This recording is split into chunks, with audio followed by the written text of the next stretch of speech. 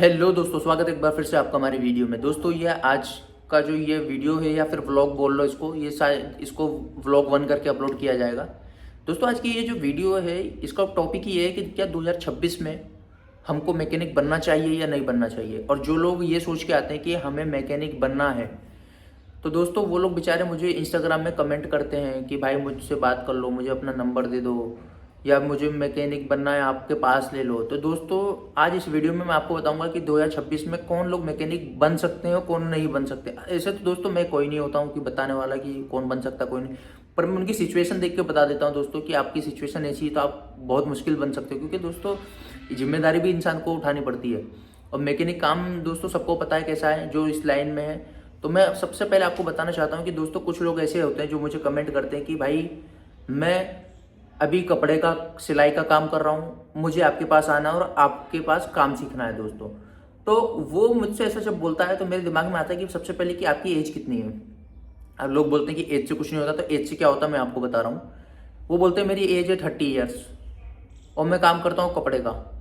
दोस्तों अगर जो वो कोई ट्रक का काम कर रहे होते या बाइक का काम कर रहे होते तो उन्हें कम से कम इतनी नॉलेज तो होती कि वो बोल्ट देख के बता सकते कि 17 नंबर का 16 नंबर का इसे कितना टाइट करना चाहिए, कौन सा पाना कहाँ मिलेगा, कैसे मिलेगा, कैसा पाना लगना चाहिए, कि बॉक्स पाना लगेगा या रिंग पाना लगेगा। दोस्तों उन्हें इतना एक्सपीरियंस हो जाता है। नॉर्मल बंदे को इतना एक्सपीरियंस के लिए दोस्तों कम से कम 1 साल बिगड़ता है अगर जो वो बिल्कुल फ्रेश है। तो ये चीज़ मैं बताना चाहता हूँ आपको कि दोस्तों अगर जो आप 30 साल की उम्र पे मैकेनिक बनने आते हो तो आपको 2 से 3 साल तो खाली बेसिक सीखने में जाएगा कि काम किस तरीके से होता है, खुलता है कैसे, फिट कैसे होता है, कौन सी चीज़ का क्या वर्किंग है, वाटर पंप क्या वर्किंग करता है इंजन के अंदर। और सबसे मेन चीज़ होती है इंजन। मशीन के अंदर इंजन और हाइड्रोलिक पंप, और ट्रक गाड़ी है तो ट्रक के अंदर हो जाता है इंपॉर्टेंट चीज़, एक इंजन और दूसरा गियर। दोस्तों ये दो चीज़ें तो आपको बनानी आनी ही चाहिए, नहीं तो आप मैकेनिक हो ही नहीं। दिक्कत ये आती है। तो कई लोग बेचारे ऐसे सोचते हैं कि हम कितनी दिन में सीख जाएंगे। तो सबसे पहले तो दोस्तों वो लोग आते हैं जो मैं सिलाई का काम कर रहा हूँ, तो उनकी जवाब दे दूँ मैं पूरा कि जो लोग सिलाई का काम कर रहे हैं उन्होंने शादी कर रखी है, उनके 3-4 बच्चे भी हैं। मैं ये पहले पूछ लेता हूँ दोस्तों कि आपकी क्या है, शादी कर ली आपने, ये वो। अब वो लोग को लगता है कि यार ये शादी का क्या लेना देना, शादी का लेना देना ये है दोस्तों। अगर जो आप शुरू शुरू में गैरेज की लाइन में आते हो, आप हेल्पर ही करने आते हो, तो मैं आपको 1-2 लाख रुपए तो सैलरी देने से रहा। जो बेसिक सैलरी होती है 15,000, 10,000, 15,000 मैं उतना ही दूंगा।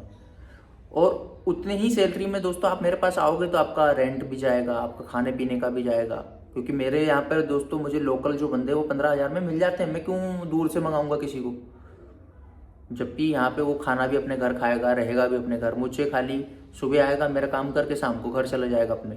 अब कोई बंदा मेरे पास स्पेशली रहने आता है तो दोस्तों उसमें क्या तकलीफ आती है कि वो आएगा मेरे यहाँ पे तो उसको रहने का इंतजाम करना है मुझे, उसके खाने पीने का इंतजाम करना है मुझे, सोने का इंतजाम, ये सब चीज़ देखना पड़ता है मुझे। उसके बाद अगर जो मैं उसे 15,000 रुपये सैलरी देता हूँ, मैं बताऊँ कि भाई इसमें आपको अपना देख लेने का, तो बेचारा घर का भाड़ा देगा, लाइट बिल भरेगा।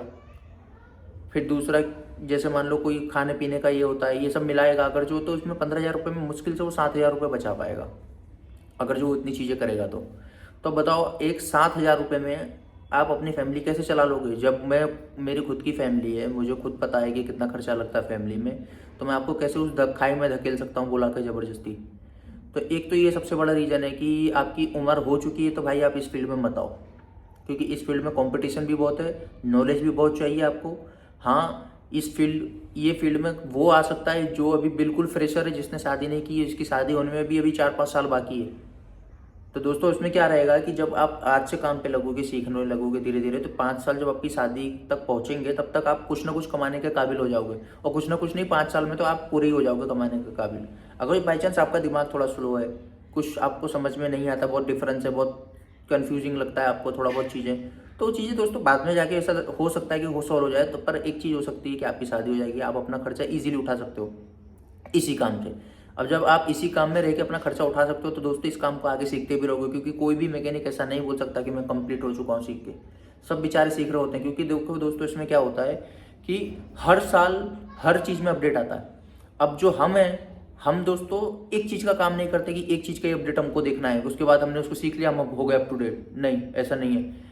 हमको जेसीबी का अपडेट सीखना है, हमको बस का अपडेट सीखना है, हमको ट्रक का अपडेट सीखना है, हमको और भी मशीनरी जो आती है, रोलर है, ग्रेडर है, फेवर है, इन सब का भी अपडेट साथ साथ करना है। अब दोस्तों होता क्या है इसमें कि हर साल ये सारी चीज़ें अपडेट होती हैं मॉडल के हिसाब से।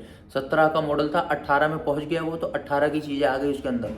अब हमको अगर जो हम बाई चांस एक पर्टिकुलर चीज़ का काम करते हैं, जैसे जेसीबी का काम करते हैं, तो हमें सिर्फ एक ही अपडेट करना है और हम बोलेंगे हम अप टू डेट हो गए। पर यहाँ पे बात हो रही है बहुत सारी मशीन की दोस्तों, हमें हर साल इतना अपडेट होना पड़ता है कि आप समझ नहीं सकते हो कि क्या क्या चेंजेस हो जाते हैं। जेसीबी की जो दूसरी ब्रांड आती है, जैसे मान लो एल&टी हो गई, बॉबकैट हो गई, फिर अभी प्रीत भी है वो कंपनी मार्केट में, तो ऐसे कई सारी मशीन होती है जिनमें अलग अलग बहुत सारी चीज़ें होती है डिफरेंस देखने के लिए।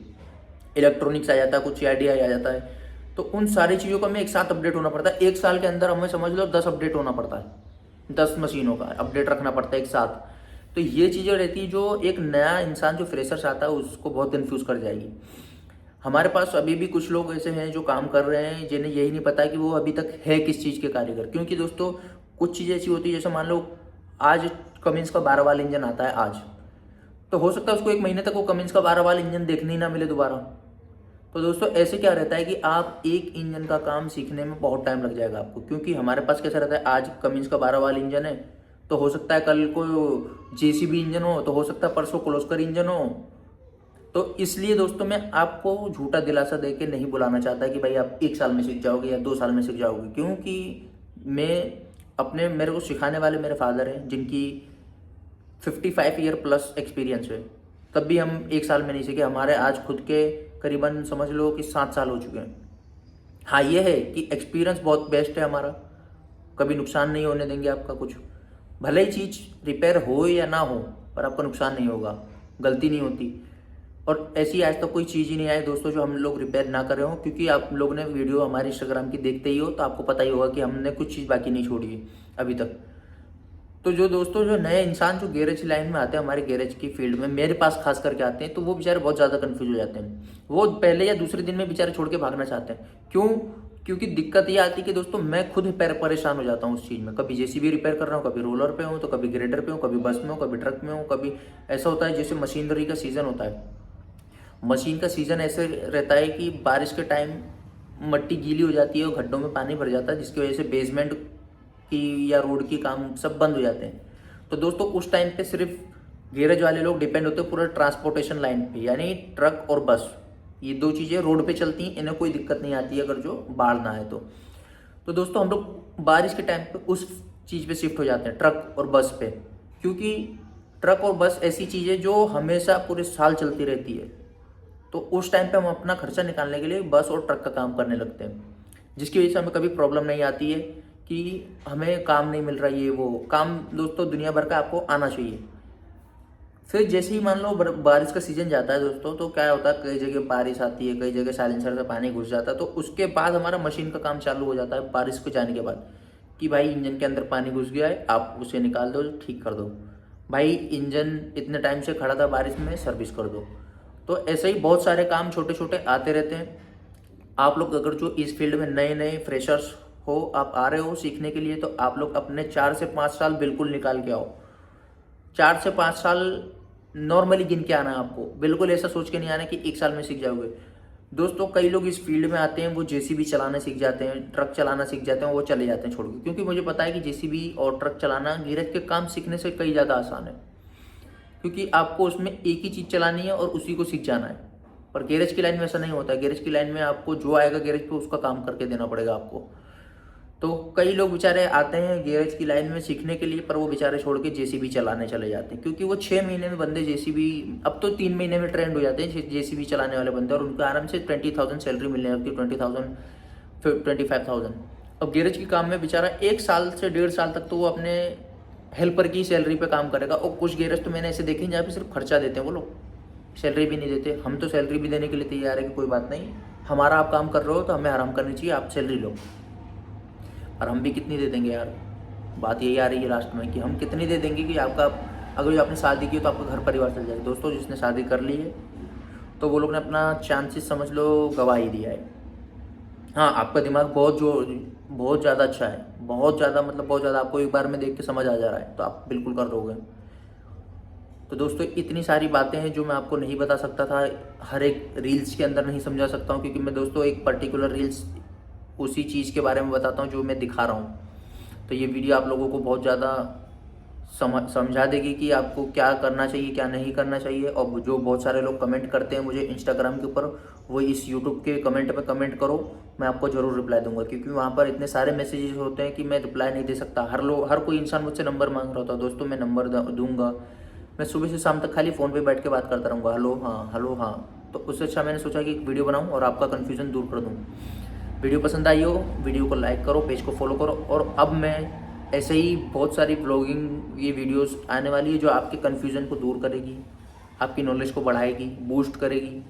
और जो मैकेनिक लाइन में जो प्रॉब्लम्स आती है, जो अच्छाई है, वो सारी चीज़ें अब मैं आपको एक एक करके बताना चालू करूँगा।